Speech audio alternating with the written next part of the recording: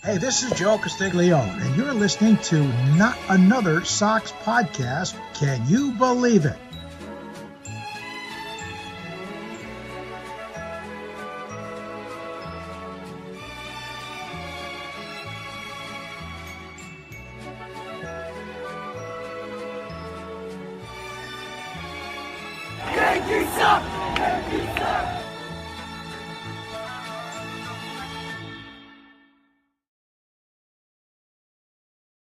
Buenos noches, amigos, and welcome to an emergency episode of Not Another Sox Podcast. I am Jack Webster here with our producer, Ian Doran, coming at you live from not Providence, but all different types of places right now. Had to hop on vacation right here. Jesus Christ. I literally parked my car in the driveway like an hour ago. Great. Glad this was bound to happen. Like the second we were texting, we were like, emergency pod. It's like, I don't know if pieces are in place. Fuck it. Get the pieces in place. We're going. So I know. Why are we here, Jack? I can't believe it. Yeah. Because Bobby Dahlbeck signed in Japan. Yeah. And like I know we have our Bobby Dahlbeck emergency updates here. He is going to join Brian Mata for the Yomiuri Giants, and we're happy for him, but we're sad to not see him back in the States still. Bobby Dahlbeck. Red Sox have officially acquired our first baseman from the Cardinals, Willson Contreras, who will be on the Red Sox for the coming year. And then he has another year after that. Is that a guaranteed year or is that an option year? I believe so. I believe it is guaranteed. So obviously, yeah, burying the lead. Willson Contreras coming over for our dear good friend Hunter Dobbins. I know. But we'll get to that part soon. We'll get to that headache in a minute, because at first I was like, oh, Willson Contreras, like, love that move, figured we would be giving up pitching since the Cardinals are looking for it. We have a ton of it, and I just got a feeling in my gut. I was just I know who this is gonna be. I know who this is gonna be. And Willson Contreras, let's talk about him first before we talk about the return and everything. This is exactly what the Red Sox are looking for. So this is a guy. I'm gonna share my screen here too. Oh yeah, so that we have his stats in front of us. But I know it's a rare episode we're not together, but I know. Yeah, this is a guy that is gonna rake at Fenway. Great right-handed power bat. Not gonna hit like 30 plus home runs even. He's gonna hit 20 hopefully for us. And I think the main thing is we finally have a good defensive first baseman as well. So love seeing that. He was well above average there. Going to be a great mentor for a lot of the kids on the team, especially him being Venezuelan, being able to mentor Carlos Narvaez in particular from the catching side, and Wilyer Abreu, and just having the country mate side of it all. So this is an A+ move in terms of what we were looking for. Obviously, all the details are still coming out in terms of how much the Cardinals are sending back. Apparently, it's a very healthy amount of that contract, too, which we love. We'll get into the, players that we had to give up, including one of our dear friends here. But this adds just a lot of stability in the offseason here. We know who's going to be playing first base for us for not only this year, but the following season. And it's somebody that's going to really help out this team a lot. Absolutely. And you invited Redbird's farmhand. Yeah, I shot a message over to our friends at Redbird Farmhands. Tyler joining us. Tyler, as what's up? Fan, voice of reason. One day we'll schedule to have you on instead of just these random appearances. But thank you so much for joining us last minute here. Welcome back. I'm glad to be back, guys. I'm actually in like an official place where I'm sat down, not in a hotel room today. So got my mic. So better setup this time than last time. But yeah, we keep trading. And now we're not. Guys. And now we're on the road. So like we're just trading places here. What a twist! Little flip-flop. Yeah. We were just talking about how, as Red Sox fans, we are super excited to get Willson Contreras because first base could use more production at Fenway for the Red Sox in general. And we all like Casas, but last few years we have seen unfortunate injuries out of him that left a hole at first base. got real lucky with some of the backups there too. Dom Smith he produced well. Abraham Toro even produced well for a period of time. Romy Gonzalez produced well, right? But Willson Contreras has been fantastic kind of across the board. He's been a strong defensive first baseman as well as above average offensively. So we are really excited to get him. Are you broken up that you cannot have him? Yes. I mean, this guy brings everything you want to a baseball team, right? Like, he brings passion. He's really a good clubhouse guy from what most people say. Obviously, he's a great player. I mean, you guys are looking up the stats right now. I mean, the guy's he's been incredible with the bat. I think he's like a top 10 right-handed hitter in the game for like the last 3 years in terms of WRC plus or OPS plus. I can't exactly remember, but he's been like top 10, top 15 in the whole league at that point. But yeah, you guys should be really excited to get him. He obviously took the transition to first base from catcher really well. I mean, he seems to be a very good first baseman. So you guys should be more than ecstatic to get this guy. We are, and that's always great to hear. OPS plus here too, right? Like, leading back to his All-Star year 2022, he had a 126 OPS plus, and then in 23 he had a 123. Last year a 138, and in 2025 he had a 123 OPS plus. So very consistently above average with the offensive stats, which is great. On base percentage 344, very healthy. I mean, the year before at 380, even healthier, even at 84 games. So a lot of things I really like about this guy, looking at him offensively. Jack, how do you feel? Oh, I think I may have cut out here a little bit, or everybody else did, so that's fun. I can still hear you, Jack. Oh, okay. Perfect. Well, I guess it's just Ian then. Cool. So I feel really good about this trade. This was a guy that I had circled in red over my trade targets. I was just like, this is better than any free agent first baseman that's going to be out there. Anybody else, like a Eugenio Suarez or someone along those lines, you're going to have to move him over to first base and have him learn it. But he's already learned it. He was well above average there, if not like one of the elite defensive first baseman at that position last season, and the Red Sox have not had that since Mitch Moreland. So like, that really just goes to show, like, you know, the type of player that we're going to be adding here. Obviously had to give a good amount back up for him, but this is a guy that's going to fit right in that lineup, fit right in that clubhouse, and very excited to see him. Yeah, I'm back. Sorry, that was my. I was worried. Yeah. Almost exploded. What did I miss? You guys talk about while I was gone. Yeah, I was just saying how much I like essentially had Willson Contreras like circled on like my wish list. I think we literally talked about it when we had the Sonny Gray trade on. I was like, yeah, we're probably gonna like have to invite you back on at some point during this offseason, since like Chaim Bloom and Craig Breslow are just like best friends. Like, they can't stop dealing with each other. And like, I know when Bloom was in Boston, like, the narrative around him was he was very difficult to work with and, you know, had to win every trade. And Craig Breslow is very much the same way. So like, for them to work together so well is just hilarious to me at the end of the day. That like, it doesn't seem like something where, like, you know, the 2+ batteries, like, they should like go against each other, but instead, like, they actually somehow are able to make it work, and both sides getting what they need. Obviously, Cardinals acquiring all of our pitching now, it seems like, and we're actually getting, like, you know, a lot of like major league upgrades here. Yeah. I'm heartbroken. I mean, Willson Contreras was my 1A, right? Like, I liked Pete Alonso for the power, but the defense was ass, and the price Pete Alonso that was would be paid, a DH. Yeah, he would be, and then the backup first base for when your first base is hurt.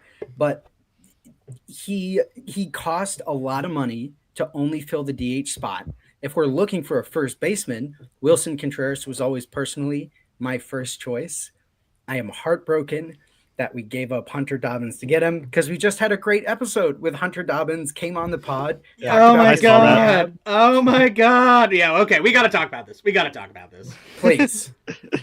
tell me more. Tell me more. I yelled. I was in my girlfriend's dad's garage watching some hockey up here in Montreal and like I got some whispers like something might be going down. I was starting to get excited. Then you hear it's Willson Contreras, and my immediate first thought was like, I know Cardinals need pitching. I know Chaim Bloom drafted Hunter Dobbins very famously, as we talked about him with last week. I was like, please no, please be somebody else. Like obviously, hopefully not like Connolly Early or Peyton Tolley, but like I had a feeling, like I was saying at the beginning of this episode, I had a feeling in my gut it was going to be him. And it's so unfortunate because he talked like 3 separate times on our podcast this last week, like, hope I don't get traded. Love Boston. Want to see myself succeed here and win a championship. And then like Craig Breslow must have listened and was like, fuck you, and decided just to, blow up her shit. So we must have the last Hunter Dobbins Red Sox interview. I can't imagine he did anything within the last like 2 days since dropping it. I feel very confidently that we definitely do have the last Hunter Dobbins Red Sox interview. We'll have to like check back in with him at some point for 15 minutes and be like, hey, I know. I'm going to send him a message. I miss us. I'm letting the dust settle for him first. Yeah. Yeah, of course. I mean, he probably just got the phone call 15 minutes ago, right? Yeah. It really heartbroken to give up Hunter Dobbins. I'm still going through the list of other prospects that were offered to get Contreras, but Tyler, getting Hunter Dobbins, obviously we would have loved to keep him. Are you excited to have not just Hunter Dobbins, but it sounds like he's coming with a small army of other prospects with him? Yeah. So Hunter Dobbins, obviously the centerpiece of this trade, right? And the Cardinals were looking for one more starting pitcher, and they found him. I'm pretty sure Hunter Dobbins pitched, 13 games last year for the Red Sox, so 61 innings. Not really a strikeout guy, it seems, based on the minor league and major league stats, but a guy who's going to control the ball, get his ground balls, and I'm very excited. I think, we got Richard Fitz, so he'll have some familiarity, over there. So I'm excited to see what they can do, and the Cardinals are obviously getting as much starting pitching as they need. Is obviously they lost Sonny Gray, Miles Michaelis left, so we continue to amass our starting pitching depth. Yeah, including Yorker, Fajardo, and Blake Aida. Am I saying that right, Webb? You would probably know better than I would. I didn't know who Blake was, truth be told. But yeah, Yorker, he was famous from coming over in the Cam Boozer trade from Chicago last year, kind of being just like a lottery ticket. And he really blossomed this last year under Bloom, haha. Or now going to be under Bloom, haha. So this is a guy where like the raw stuff is great. Projects to be, a maybe not like a starter. I guess we'll see. But like this is a guy where, is not going to be up next year or maybe even the year after that. But like this is a strong starting pitcher, and it's the type of guy that I'm sure the Cardinals are looking for to kind of rebuild that foundation with everything. So made all the sense in the world. Sad to see him go too, along with our good friend Hunter Dobbins, and I'm sure that other guy that we included, Yorker, Fajardo, Blake Aida, Hunter Dobbins. It looks like it's the three. It is. So and the Cardinals are also sending a little money back too, so there is that. Yep. So I'm sure that upped the prospects in the trade with the Cardinals eating some, kind of like the Sonny Gray trade. Yeah, probably. So wait, Tyler, I know you're about to give us some really good stuff here. My question for you leading into that stuff is, are other teams and other fans around the league aware that the Red Sox are kind of hyper developing the pitching in the way that they are? Or like maybe Bloom in general might know that? Or do you think that Bloom and Breslow on the 8th night of Hanukkah are just really good friends, really wanted to celebrate together with this? I don't know how to answer that question. I don't know how to answer that question, but I will say I'm shocked how similar the two trades were in terms of structure. I mean, both trades include one major league starter and then a high-end minor league guy who seems to have a lot of potential. Brandon Clark in the first trade. I think he obviously has a little bit more potential than Fajardo, but you look at Fajardo and you look at what he brings with his whole arsenal, and I think there's a pretty clear upside there. So I was just shocked at how similar, structure-wise these two trades were. Yeah, they look almost the same, but getting pitching from the Red Sox in exchange for the bat at first base that was Contreras, Are you excited about the pitching coming over? Hunter Dobbins, of course, but Yorker Fajardo and Blake Aida now that they've spent time in the Red Sox system? I think Fajardo's probably being a prospect guy. Fajardo's gonna be the guy I'm watching most closely, and I'm most excited about. Aida, I don't really know much about. It looks like he pitched mainly as a starter, kind of not much of a strikeout guy. 99 strikeouts in 115 innings. We'll see what he develops into. Obviously, they saw something in him to take this risk on him. So I don't know much about Aida, but Fajardo, I mean, I hope he gets to start, and I hope he stays healthy, and we'll see what happens there. Jack, do you think it was because I made the Jeopardy game too hard that Hunter Dobbins wanted to leave? Yeah, I think after that he was just done with Red Sox Nation. Well, it's not his choice, kind of like he was talking about. Right. So it was very sad. We talked about it on the episode.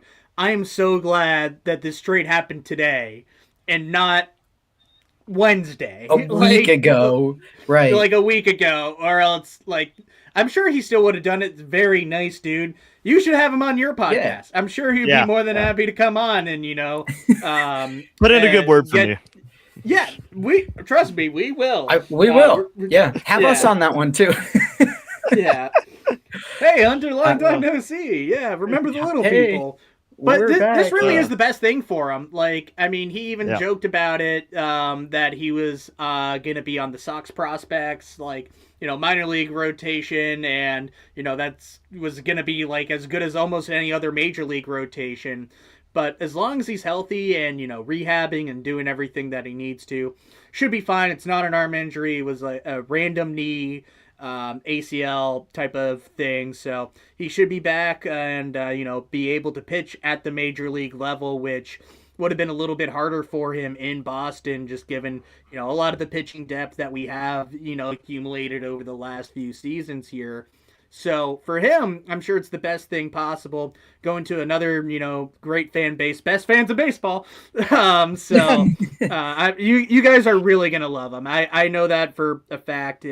He's gonna, really connect with a lot of the fans out there, especially with a lot of the content he puts out and interacting with people. And I'm sure, Yankees fans are devastated that they don't get to boo Hunter Dobbins anymore. So that's also a fun little part of it. Yeah, Yankees fans probably love touching grass.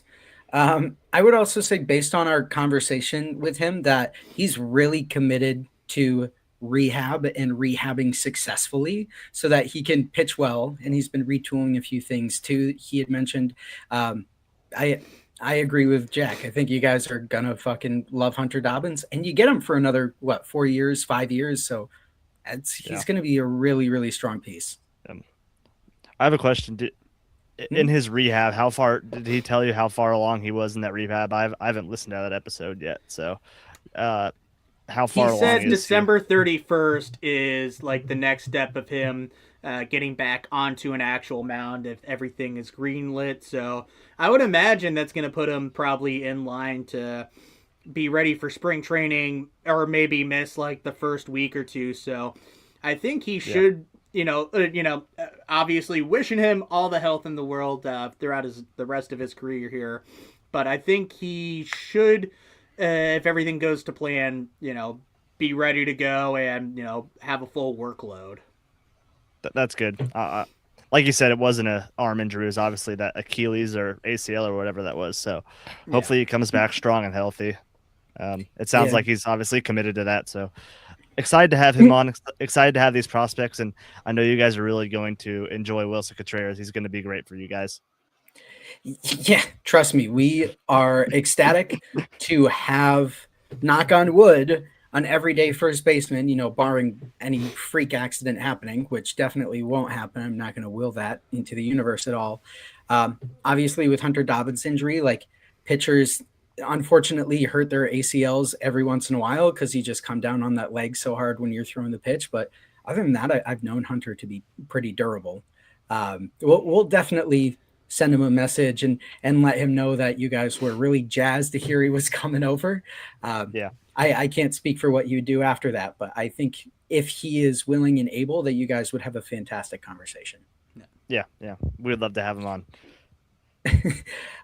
Well, just a bit of a quickie here, so I'll get us wound down a little I gotta bit. get back. The Pats are almost on. Like, that was they almost ruined my evening plans here. So yeah, the Lions just took over the Steelers in the last 30 seconds of the game. That was great to watch. But speak now or forever hold your peace, gents. Anything else before we sign off? Do you think there's any more trades in the work? Like, between Bloom and Craig? Jojo Romero would be the only one that would come off the top of my head. That would be like, yeah, that might happen, but who knows? I feel like if that was going to happen, they would have found a way to do it. They would have done it right now. They would have just like two birds, one stone, because that's gonna be a crazy return anyways. Like, it makes sense that like the Sonny Gray trade was a month plus ago, even at this point, and this trade was now. Because imagine if like those trades happened at the same time, that would have been very cool. But it does kind of make sense of the timeline for each of those. Yeah. So actually, finally, both of you rate this trade on a pitch count, on a hitter's pitch count. What would you give it? For us, I'm gonna go 2-1 count. So you're in the driver's seat. You're looking for your pitch to drive out of here. You had to give up a good amount of it here, so that's not a 3-1 or 3-0 count. Obviously, we only do have so much pitching depth that we are able to trade away, and it wasn't one of those high-end guys like earlier Tolley, but you feel really good about this. Yeah. I agree with that. Tyler, how do you feel on a pitch count? I just love Willson Contreras, so it's going to have to be a little bit lower for me because I'm just enamored with everything he does on and off the field. I'm probably going to say 1-2, and that's just because I'm a little salty that Willson decided to leave, unfortunately. And he had to trade his no trade clause as well. So same thing with Sonny Gray. This is a place where he wanted to be. It's not just like one of those like, well, shit. So like, it's good to see from our perspective at least. Yeah. So 1-2. Give me a little bit of time, and maybe it's a 2-2 or something more even. But 1-2 just right off the rip. Yeah. We're watching Hunter Dobbins for sure. Sorry to hear it's a 1-2 count as opposed to the 2-1 count, but we'll check in mid-season and see how you're feeling. As for now, gentlemen, thank you both so much for showing up. Thank you. No, I love you. No. Okay, I love you. Bye. Okay, No, I love you. Okay, I love you. Bye.